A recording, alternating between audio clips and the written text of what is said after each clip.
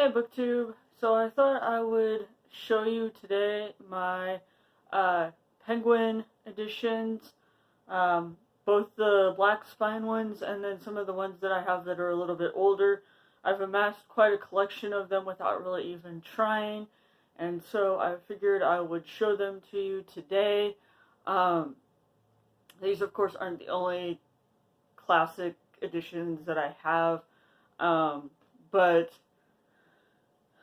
I figured this would be a fun video to make because I have quite a few of these particular editions. I don't have as many as Steve Donahue, but I don't think anyone does, so there's that. So I'm just going to go through these and show them to you. Some of them I have read, some of them I haven't, you know, that whole thing. So we'll start with one that I've had since I was in undergrad because we had to read it for my British novel class that I took, and that is Roxana by Daniel Defoe. And I don't remember much of what this is about other than the main character is Roxana, and she is afraid of being poor, and her husband leaves her penniless with 5 children, and so she embarks on a career as a courtesan and kept woman. Yeah, I really need to reread this because I think maybe I'd appreciate it more now than I did when I read it the first time for British novel. Because I have a different appreciation for these types of books now than I did back then. But yeah, this was the copy that I read for that class. Doesn't even hardly look like it's been read, but I swear to you, I actually did read it. So yeah, Roxana by Daniel Defoe. Then I have some Wilkie Collins. I have The Woman in White, which I have started to read, but then put aside and never came back to, so I really need to, sorry about the glare there. I really need to come back to this and read it all the way through, because I think I will like it once I actually sit down and read it. I just haven't yet. So yeah, I need to get on that. And I also think this cover is really cool too. The painting is, let's see, by Neela Lal. Classics Photography Competition 2005. So yeah, Woman in White. And then the other Wilkie Collins I have is No Name. I have read this one. And this focuses on, let's see, 2 sisters, and their parents both end up passing away, and they are left as orphans, and they discover that their father, in his will, did not leave them any money or a place to live or anything like that. And so the story kind of takes off from there as to what they do in order to try to make a living. I enjoyed this. At times it was a little bit tedious and slow going, but I did really like it. And then I have one of my favorite, well, I have some Elizabeth Gaskell. I have one of my favorite books by her, which is North and South. Yeah, this is definitely my favorite of hers that I've read so far. I've talked about this one, I think, before, but yeah, there's also a BBC adaptation of it. But yeah, definitely my favorite Elizabeth Gaskell novel. And then I have Wives and Daughters by Elizabeth Gaskell, which I have also read this one. I didn't love it as much as I know a lot of other people do, unfortunately. I enjoyed it for what it was, but again, kind of like with No Name by Wilkie Collins, I feel like it dragged in parts. But it was fine. I prefer North and South over this one, though. And then my last Elizabeth Gaskell that I have is Mary Barton, and this is one I have not read yet. So I need to get to that at some point. And it kind of, from the back, sounds a lot like North and South. Mary Barton, the daughter of a delusion and trade unionist, rejects her working-class lover, Jem Wilson, in the hope of marrying Henry Carson, the millionaire's son, and making a better life for herself and her father. So has some similar themes there, I think. Let me get a drink here. Alright. And then another of the Penguin Classics I have is The Nun by Denis Diderot, and this follows a nun who was appealing to leave a Paris convent because she claimed she was being mistreated, and yeah, it's interesting. I don't know how I feel about it. I like it, but I didn't necessarily love it, I guess.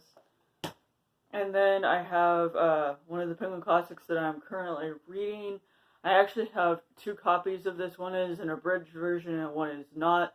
And I am currently reading the not abridged version, and that is The Life of Samuel Johnson by James Boswell, which is massive. Mayberry Book Club was doing a read-along of this, and I am egregiously behind, but that's okay. I'm taking my time with it. So I have this copy, and then I also have the other copy that is the abridged version. I bought this copy thinking it was this one, but it wasn't, so I had to go back and rebuy. So yeah, I have both of these. I really should get rid of this one because I don't need two copies of this. I also have an older hardback illustrated version of The Life of Samuel Johnson that I got at a used bookstore, which I want to hang on to that one because it's illustrated and it's hardback and everything. So yeah, I really don't need 3 copies of that book. So I really need to get rid of the abridged copy in the Penguin Library edition. Alright, I have some Dickens in Penguin editions. The first one is Dombey and Son. I have read this and I enjoyed it. And again, like Dickens' massive tome of a book. So I have that copy. And then I have the first copy, and it's an older version of the Penguin editions. But it's the first copy of Bleak House that I ever read. And it's the older Penguin Classic that has the yellow, still has a black spine, but it has the red at the top of it. Anyway, so yeah, Bleak House is my favorite of Charles Dickens's novels that I've read so far. And this was the copy that I read originally. I think I got it at like a library book sale or something. I now have another copy of it that's one of the Penguin cloth-bound editions. It's, I don't think you can see it in this video. Actually, yeah, you can. It's right there. But anyway, so yeah, I have that. And I could get rid of this since I have the Penguin cloth-bound edition, but I haven't because of nostalgia's sake, because I love this book so much. And also, this is kind of a good reading copy as opposed to the cloth-bound edition that I want to keep nice. So I kept that. And then the other Charles Dickens book I have in a Penguin is Our Mutual Friend. And this, of course, if you watch Katie from Books and Things, this is her favorite Dickens novel and like her favorite book of all time. I feel like I need to reread this because I didn't like it as much as I was hoping to, especially after hearing Katie talk about it. But yeah, it started out with that whole like, I don't know, Dickens vibe that I really enjoy, and I felt like it kind of didn't seem to keep up with that. So I would like to give this another reread and see if I like it better on a second go around. Okay, and then I have a bunch of Anthony Trollope Penguin books. I also have Anthony Trollope in the Oxford editions, but these are just the Penguin ones. The first one is an older Penguin Classic edition, and that is The Small House at Arlington. This is a Trollope novel that I have not read. So yeah, I need to get started on this particular Barsetshire Chronicles. I've read The Warden, but I haven't read any of the others, so I need to get on that. This is the last book in the Barsetshire Chronicles. I have Barchester Towers. Again, haven't read it, but I have it in this Penguin edition. I have The Prime Minister. This is part of the Palliser novels. another of Trollope's series, which sadly I haven't read all of these either. I have Phineas Redo, which again haven't read. I have the Eustace Diamonds, which is also a Penguin. Haven't read this one. And then I have read Can You Forgive Her, which is the first novel in the Palliser series by Trollope. And so yeah, I need to keep reading these series. I've been reading a lot of his standalone novels with Steve Donahue and his Consorting with Lonely Trollops, but I haven't been reading the series. I do have the second book in the Palliser novels, which is Phineas Finn, but it's in an Oxford edition rather than a Penguin. Alright, and then I have some other random ones here. These two I just got the other day. And so the first one is The Prince by Niccolo Machiavelli, and haven't read this one yet, but I want to. Very slim little thing. It's by an Italian author, so I'll hopefully get to that soon. One that is like high up on my to read list because I think it just sounds fascinating is Graham Greene's The Power and the Glory. And this takes place in Mexico in the late 1930s, where a paramilitary group has outlawed the Catholic Church and has been executing its clergy. Now the last priest is on the run, fleeing not just an unshakable police lieutenant, but also his own wavering morals. So yeah, I think this will be an interesting read, and one that I'm hoping to get to sooner rather than later, because I just like the idea of all the whole religious aspect, all that sort of thing happening in this. So yeah, I'm hoping to get to that. And then I have a book that you've seen on this channel before that I read for maybe Midrash, and that is Martin Luther's The 95 Theses and Other Writings, and I have this Penguin edition of it. I also have City of God by St. Augustine and a Penguin edition. This is another book that I'm really hoping to read relatively soon, even though it's massive, but I'm really wanting to read this just for my own sake, to say that I read it, I guess.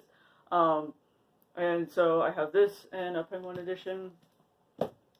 I have the prose Edda by Snorri Sturluson, which is Norse mythology, written in Iceland a century after the close of the Viking Age. It tells ancient stories of the Norse creation epic and recounts the battles that follow as gods, giants, dwarves, and elves struggle for survival. I bought this when I was reading some of the Icelandic sagas for a read-along a while back, but I never got to this one, so I need to read this as well. I also have Early Christian Writings, which is a slim volume, and it's writings from the early Christians, but I hate the font and the text in here. It's not like, in my opinion, a lot of the other Penguins. The text seems very dark and almost like smeared or something. I don't know. It's harder to read than most of the other Penguin classics. It seems to get better further back, but I read the first few of the writings in this, and I just found the text really difficult to read. It was hard on my eyes because of how it's so, I don't know, dark, and it just, I don't know, there's something about it that's not like my other Penguin editions. But anyway, I do have that. And then my last two of the Penguins is Olivia by Dorothy Stratke. This was first published in 1949 under a pseudonym and is based loosely on the author's own life. I've hauled this before. This is another one of those that I really want to get to relatively soon. And so hopefully I will. And then the last one is Passing by Nella Larson. Again, another one that I want to get to pretty soon because of its focus on issues of race. And so, would like to get to this one before the end of the year, hopefully. So yeah, those were all of my Penguin classic books that I have. Some in the older editions, and then a lot of them in this, the newer Penguin Black Spine. Yeah, I have a bunch. Yeah, I hope you enjoyed this video. Let me know if you have read any of these books, whether it was in the Penguin edition or not, and if there's any here that you would like to read. Especially let me know what your thoughts on, like, Elizabeth Gaskell and Dickens and Anthony Trollope. If you've read any of those novels, I would be happy to hear your thoughts. And other than that, I think that is all. Thanks, BookTube.